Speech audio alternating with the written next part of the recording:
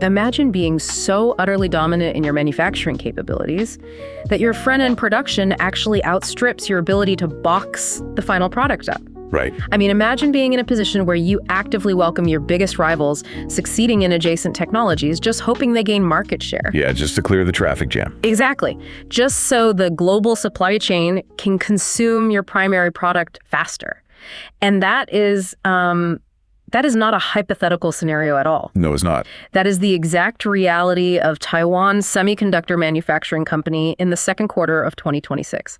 So welcome to this deep dive. Got to be here. Our mission today is basically to act as your personal analysts. We are breaking down the highly anticipated TSMC Q2 2026 earnings call. And for the specific deep dive, we're utilizing our talk tickers framework. Which is so necessary for a company like this. Right. Wow. So for you listening, that means we are prioritizing the hard data, we're stripping away the corporate veneer, and we're translating all this complex engineering and Wall Street jargon into plain English. Plain English is key. Yeah, and delivering an actionable, highly opinionated bottom line for retail investors who are managing their own portfolios. And, the landscape we're navigating today, it really requires that level of rigorous translation. Analyzing TSMC means looking at a financial and physical operation that, honestly, it operates at a scale that defies standard economic models. It's just massive. It is. I mean, we're parsing through a transcript where the management team is casually discussing maneuvering hundreds of billions of dollars in capital expenditures. Budgets a bit. Right. Shifting global supply chains and engineering materials down to the literal atomic level, all within the span of a 1-hour conference call. So isolating the vital signals for you as an investor requires really understanding the mechanical gears turning beneath all those massive financial figures. Well, setting the stage for those figures requires acknowledging that TSMC is essentially printing money right now. I mean, they are acting as the unbypassable backbone of the global tech economy. Unbypassable is the perfect word. Right, because the numbers they reported this quarter are just staggering. But our focus goes beyond simply marveling at the scale. We need to dissect how this company balances eye-watering short-term profitability with these unprecedented long-term capital investments. Which is a very delicate balancing act. It really is. So to do that, we have to start right where the money is, right? The headline numbers. Let's do it.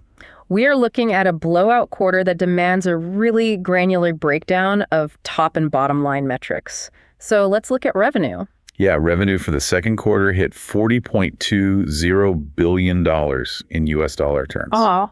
And that represents a 33.7% increase year over year. That's wild. Achieving a growth rate in excess of 30% when your baseline is already measured in the tens of billions. It's a statistical anomaly in heavy manufacturing, honestly. It points to a demand curve that is entirely inelastic relative to broader macroeconomic constraints. Like people just have to buy this stuff no matter what the economy is doing. Right. But okay, the top line growth is impressive, but the bottom line metrics are where the financial modeling becomes truly fascinating for me. Oh, absolutely. Because net income reached 6 billion new Taiwan dollars. Yeah. And that reflects a 77.4% year-over-year increase. 77%. Yes. Diluted earnings per share matched that exact trajectory, sitting at 27.25 NT dollars per share. And on top of all that, they reported sitting on a liquidity war chest of $110 billion in cash and marketable securities. Just the notion of cash. Right. And I have to ask you, because comparing these numbers to the GDP of a small nation is easy, but seeing a 77% bump in net income for a hardware manufacturer, that is jarring. It is. Traditionally, isn't that kind of margin expansion reserved for pure software as a service companies? Usually, yes. Yeah. Because in software, the cost of replication is virtually zero, right? You write the code base once and you license it infinitely. Right, exactly. But TSMC is physically fabricating silicon and metal. They are making tangible things. So how are they doing it? How is a heavy manufacturing company pulling off software-like margin expansion? Well, to understand that, you have to look closely at their operational leverage, specifically how their fixed costs interact with fluctuating utilization rates. Okay, break that down for us. So the mechanics of operational leverage in advanced semiconductor fabrication are highly specific. TSMC operates facilities, right? These fabs cost upwards of $20 billion just to construct and equip. 20 billion for one factory. Exactly. So the fixed costs, meaning facility maintenance, equipment depreciation, baseline utility consumption, they are astronomical. And those costs remain constant regardless of whether the factory is running at 50% capacity or 100% capacity. Right. The lights have to stay on either way. Exactly. However, the marginal cost of processing an additional silicon wafer, once those fixed costs are fully covered, drops precipitously. Oh, I see. Yeah, so when demand surges, as it clearly has, and their capacity utilization rate pushes into the upper 90th percentile, almost all of the revenue generated from those marginal wafers flows directly to the bottom line. It's unimpeded by proportional cost increases. Which brings us directly to their gross margin performance. Because in Q2, gross margins hit 67.7%. Huge. Yeah, that's an increase of 150 basis points sequentially from Q1. So this isn't just a byproduct of high utilization rate. It has to also reflect intense wafer pricing power. Oh, without a doubt. They are absolutely dictating terms to the market right now. But looking at the financials, I mean, that 67.7% margin profile, that's likely a cyclical peak rather than a permanent new baseline, right? Yeah, it almost certainly is. Because we know that in the foundry model, this perpetual transition to smaller, more advanced nodes requires absorbing a significant profitability hit during the initial ramp-up phase. Right, which we will get into. Yeah, we'll dissect the economics of that node transition shortly. But the immediate actionable takeaway for investors is that this operational leverage is throwing off immense free cash flow in the present quarter. And that cash flow generation is directly reflected in their capital return program. Yes, the dividend. Right. The board approved an increase in the annual cash dividend to 24 NT dollars per share for 2026. Which is a massive jump. It's a 33% jump from the 18 NT dollars they distributed in 2025. Wow. And when management increases a dividend by a third, while simultaneously guiding for record-breaking capital expenditures, it sends a very definitive signal regarding their internal cash flow projections. Yeah, they're basically screaming that they have plenty of money. Exactly. They're actively telling the market that their modeling supports both aggressive future expansion and immediate shareholder yield, without compromising their balance sheet integrity at all. Okay, so let's shift from the raw numbers to the underlying narrative driving them. We know they made an astronomical amount of money, but why? We need to isolate where this tidal wave of demand is actually originating, because it certainly isn't some broad-based economic boom. Definitely not. The earnings call highlighted this really stark, unavoidable divergence between a severely constrained consumer market and an explosive enterprise AI sector. Yeah, CEO C.C. Wei was remarkably transparent about the headwinds facing the consumer side. He really was. He pointed out that persistent macroeconomic uncertainties and rising component costs are actively lengthening the replacement cycles for smartphones and personal computers. Basically, consumers are just holding on to their legacy devices longer. Exactly. The consumer electronics drag is significant right now. If TSMC's revenue model was still primarily tethered to handset volume, like it was a decade ago during the whole mobile boom. Oh, this quarter's narrative would be drastically different. It'd be awful. It would be a disaster.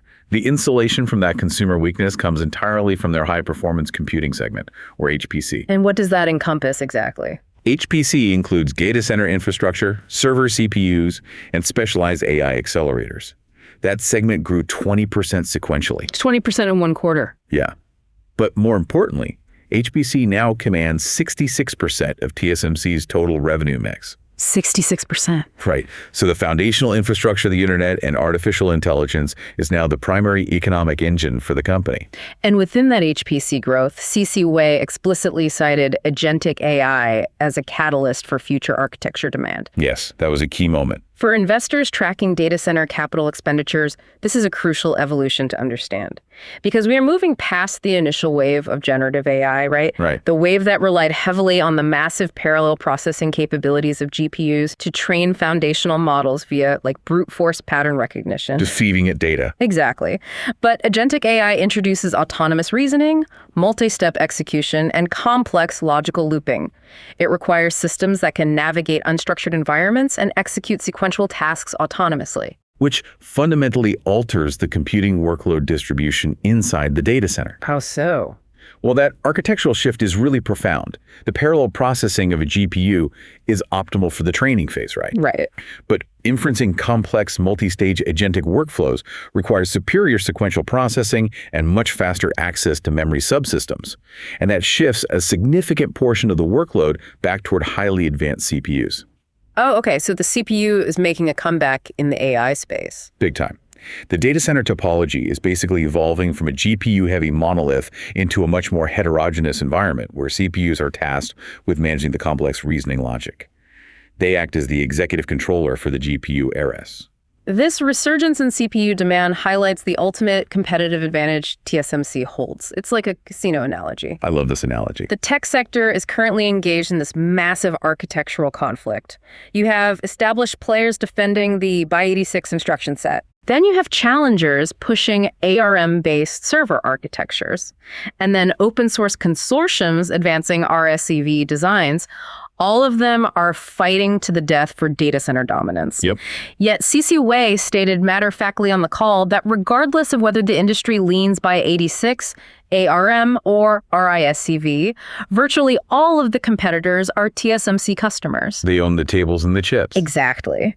It completely removes the necessity for an investor to try and pick the winning architectural standard. You don't have to guess who wins the tech poker game. TSMC is the underlying infrastructure capturing value regardless of the vector.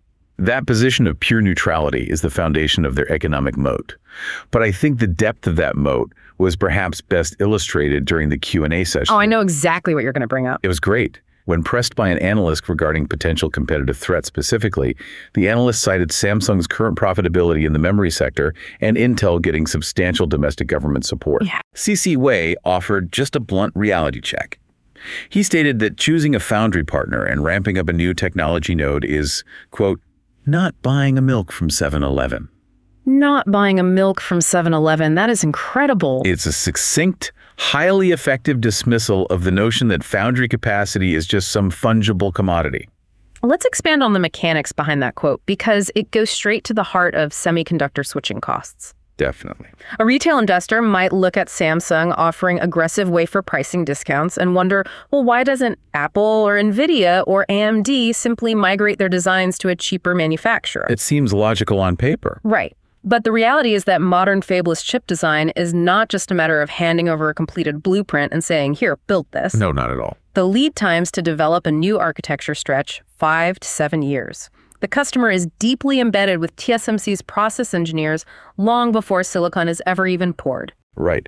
They're utilizing specific process design kits, or PDKs, that are tailored explicitly to the unique chemical and physical properties of TSMC's exact manufacturing equipment. Exactly. The integration is totally symbiotic. It is. The electronic design automation tools used to simulate the chip's performance, they are calibrated precisely to TSMC's historical yield data and their defect densities. So you can't just swap it out. No. If a client attempts to migrate an established high-performance design to a competitor's node, they are essentially discarding years of customized engineering. Wow. The tape-out process must be completely restarted. The masks have to be redesigned. The thermal profiles must be entirely recalculated. It's starting from scratch. Basically. So switching costs and integration depths are so astronomically high that they render minor pricing discounts completely irrelevant. So the moat is constructed not just from capital superiority, but from multi-year collaborative engineering and unshakable customer trust regarding yield predictability. And that predictable execution is what allows them to command their pricing premiums. But maintaining that technological distance requires aggressive, forward-looking capital allocation strategy. Which brings us to the future. Right. Management guidance and their massive capex projections. Making $40 billion a quarter is great, but defending that 7-Eleven moat against sovereign-backed competitors requires reinvesting those profits at a scale that kind of strains comprehension. It really does. So let's look at their short-term guidance and the long-term capex roadmap to gauge where the stock is going. Okay, near-term guidance for Q3 2026 projects revenue landing between $44.6 billion and $45.8 billion. Right, and if you take the midpoint of that range, it implies a 12% sequential expansion following what was already a historic quarter. Which is phenomenal. And furthermore, management tightened their full year 2026 forecast, guiding for revenue growth slightly above 40% year over year. Wow. Those top-line projections reflect immense confidence in their order book visibility. But here's where it gets really interesting for the retail investor. Thanks, margin drop. Yes. There is a glaring red flag if you look closely. Despite projecting record revenues and launching their most advanced, highest margin technology ever, the 2-nanometer node, or N2 management, is explicitly guiding that Q3 gross margins will drop by 1.7 percentage points, landing at 65% to 67%. Yep. For an investor, it seems totally paradoxical. If a company is bringing its best, most cutting-edge, most expensive product to market, why does profitability take a short-term hit? It feels like they're being punished for innovating. Well, we need to unpack the economics of a node transition because you should compare it less to standard manufacturing and more to like the R&D cycle of a massive pharmaceutical company. Okay, how so? There's a massive upfront capital absorption required before the commercial yield actually normalizes. The margin compression during a node transition is a function of both advanced accounting standards and literal physical manufacturing realities. Let's start with the accounting side. So, under the Taiwan International Financial Reporting Standards, or TIFRS, the depreciation schedules for new fabrication equipment are heavily front-loaded. Okay. Implementing the N2 node requires the deployment of next-generation extreme ultraviolet lithography systems from ASML. The famous EUV machines. Yes. And we're discussing machinery that costs hundreds of millions of dollars per individual unit. Wow. So as soon as those machines are activated for commercial production, the massive depreciation expense hits the income statement immediately, which drags down the gross margin profile heavily in those initial quarters. But the depreciation is only the accounting side of the ledger, right? Right. The actual physics of manufacturing at the 2-nanometer scale introduces severe yield challenges early in the cycle. Oh, absolutely. I mean, we're talking about manipulating materials at atomic tolerances. It's mind-blowing. In the initial phases of commercial production, defect densities are inherently higher. A larger percentage of the dies on every silicon wafer will just fail quality control and have to be discarded. Which is expensive. Very. The company absorbs the cost of that wasted silicon, the chemical precursors, and the machine time. CFO Wendell Huang quantified this impact. He stated that the steep ramp-up of the N2 technology will dilute gross margins by 3 to 4 percentage points in the second half of the year. And, it is a calculated strategic sacrifice. You accept margin dilution today to establish the process maturity necessary to dominate the market tomorrow. Right. As the engineering teams optimize the lithography masks and refine the chemical deposition processes, the defect density falls, the yield curve improves, and then the margins naturally expand back toward those historical peaks. So the N2 transition is proceeding exactly as modeled. Exactly. However, the margin profile is also facing headwinds from another area, their aggressive overseas fab expansion strategy. Yes, the geographic diversification. This is a critical element of their long-term CapEx plan. Expanding operations outside of Taiwan introduces distinct economic inefficiencies. Management forecasted that the overseas fabs in Arizona, Germany, and Japan will dilute margins by an additional 2 to 3% in the early operational stages. And that could potentially widen to 3 to 4% as volume scales up. Right. Because supply chains in these regions just lack the dense, hyper-efficient clustering found in Taiwan. Yeah, labor costs are substantially higher, and the localized vendor networks for specialized chemicals and replacement parts are still maturing. They just aren't there yet. But those inefficiencies are factored into their broader CapEx authorization, which has been raised significantly. A huge raise. The capital expenditure budget for 2026 has been revised upward to a range of $60 billion to $64 billion.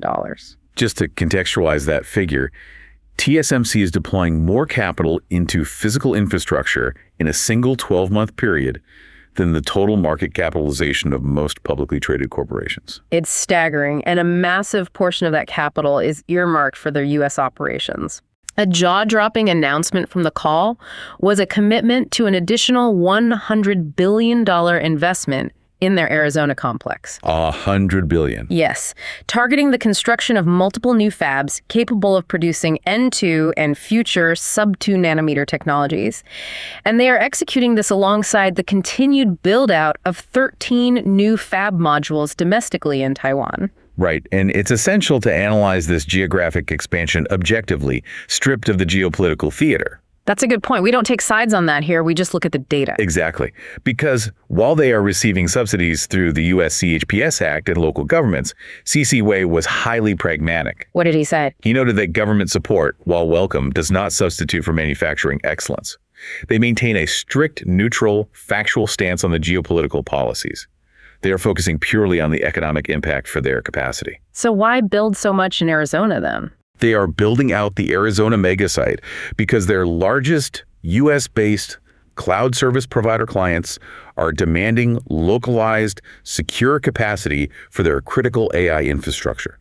They are following the customer demand. Okay, so the demand for localized capacity is driving the physical infrastructure, but the technological roadmap dictating what actually goes inside those fabs provides a really clear glimpse into the next decade of computing. It really does. Because while N2 is currently ramping, the call provided critical updates on their 2028 architecture, which is internally designated as A14. Yes, A14. This node represents the deployment of their second-generation nanosheet transistor technology. And the shift to nanosheets is a profound inflection point in semiconductor physics. Break that down for us, because I know we've been using FinFET for a long time. Right. For the past decade, the industry has relied on FinFET architectures. But as we scale down below 2 nanometers, FinFETs encounter severe physical limitations. The primary issue is quantum tunneling and current leakage. The gates simply cannot maintain electrostatic control over the channel at such microscopic dimensions. The electricity just leaks out. Basically, yes. Yes. So moving to a gate-all-around, or GAA, nanosheet architecture, is the only viable physical solution to maintain that control. How does GA work? By surrounding the electron channel on all 4 sides, they severely restrict power leakage and allow for much tighter voltage regulation. And the performance metrics associated with this A14 nanosheet implementation are compelling. Management projects a 10 to 15% speed enhancement at parity power. Or conversely, a 25 to 30% reduction in power consumption while maintaining current performance levels compared to the N2 baseline. That's massive for mobile and data centers. It is. Additionally, they are targeting nearly a 20% improvement in logic density. These are not incremental updates. They are massive generational leaps. Most notably, they disclosed that internal yields for SRAM, which is a highly dense memory structure frequently utilized as a bellwether for overall process maturity, are already achieving 90% perfection rates. Yeah, and that's on a technology node that won't see commercial volume for another 2 years. Hitting a 90% SRAM yield this early in the development cycle is just a powerful indicator of their engineering execution. Unbelievable. And they aren't stopping there. The roadmap extending into 2029 highlights the A13 and A12 nodes. Right. The A12 transition is particularly notable because it introduces superpower rail technology. Oh, this is fascinating. Yeah, it fundamentally reorganizes the chip topology by moving the power delivery network to the backside of the silicon wafer. Which is brilliant. By decoupling the power routing from the signal routing on the front side, they free up immense spatial resources. Right, allowing for tighter logic packing and significantly cleaner signal integrity. The relentless cadence of innovation is designed to ensure their technological moat remains completely unbridgeable. So synthesizing all of this, the historical data, the AI-driven demand dynamics, and the multi-year CapEx roadmap, we arrive at the pivotal question for this deep dive. Right. What does this mean for your portfolio? Exactly. What is the actionable bottom line for an investor attempting to position themselves around this information? How should the market interpret the dichotomy between record revenue generation and impending margin compression? Well, from an analytical standpoint, taking an opinionated stance here, the long-term thesis for the stock remains aggressively bullish. I agree. The company is operating from a position of systemic indispensability. However, the immediate tactical environment requires extreme caution. The retail investor must separate the fundamental mechanics of the business from the reactive nature of algorithmic trading systems. That distinction is paramount. For investors currently holding the equity, a potential contraction in the Q3 gross margin from 67.7% down to 65% should not trigger panic. Do not panic. Do not panic. Financial media and automated trading algorithms often react violently to the word dilution in earnings headlines. Right, they see the number drop and they hit sell. Exactly. However, as we have detailed, the margin compression associated with the N2 ramp is a fully anticipated, structurally necessary operational phase. It's known. It is the upfront toll required to capture the high margin revenue of the 2026 to 2030 cycle. The depreciation schedules will eventually normalize, the defect densities will decline, and the margin profile will recover. It follows the exact historical pattern established by the N5 and N3 transitions. Precisely. Reacting to the margin dip is equivalent to questioning a farmer's viability because their cash reserves dropped during the spring planting season. That's a great way to put it. The harvest is delayed, not canceled. Now, for investors evaluating an entry point or considering the stock, the most critical data point from this earnings call is the capital expenditure revision. A CapEx raise. Yes. When TSMC raises CapEx from a baseline of $52 billion to a range of $60 to $64 billion, it serves as the ultimate leading indicator of future revenue growth. As CFO Wendell Huang emphasized, elevated CapEx at TSMC is historically correlated with subsequent surges in top-line expansion in the following years. Right. They are not engaged in speculative capacity building. They aren't building $100 billion Arizona fabs on speculation, right? It's not a build it and they will come scenario. No, these investments are backstopped by binding, multi-year capacity agreements with the major hyperscalers and fabless design firms. They possess comprehensive visibility into the medium-term demand curve before authorizing these infrastructure deployments. But the risk of an inventory glut is always a lingering concern for semiconductor investors, especially recalling the severe cyclical downturns following past over-ordering frenzies. So how can investors be confident that this massive CapEx isn't just feeding a temporary bubble? Well, CC Wayne addressed this directly, outlining a really rigorous inventory de-risking strategy. What are you doing? They are not merely relying on client purchase orders. TSMC is actively auditing the physical deployment of AI infrastructure. Wow, really? Yes, they are tracking data center construction timelines, verifying power grid interconnects, and monitoring structural completions globally. Just to make sure the chips are actually being used. Exactly, to ensure that the silicon they fabricate is immediately deployed into active server racks, rather than languishing in a warehouse, artificially inflating a client's balance sheet. They are utilizing physical reality checks to validate the order book. Conducting that level of due diligence on their own customer base provides a massive layer of security for the CapEx thesis. It really does. It demonstrates a management team acutely aware of historical cyclicality risks, and they are actively managing capacity to align with verifiable ground-level deployment metrics. As we conclude this deep dive, we return to the paradox introduced at the beginning of the analysis. Ah, yes, the packaging bottleneck. Right. It is a dynamic highlighted during the Q&A that perfectly encapsulates their market position. We have spent the last hour detailing their absolute dominance in front-end wafer fabrication, but a raw silicon die is totally useless until it is packaged. Completely useless. And TSMC utilizes a proprietary advanced packaging technology known as CoWoS chip on wafer on substrate. And CoWoS is a highly complex back-end process.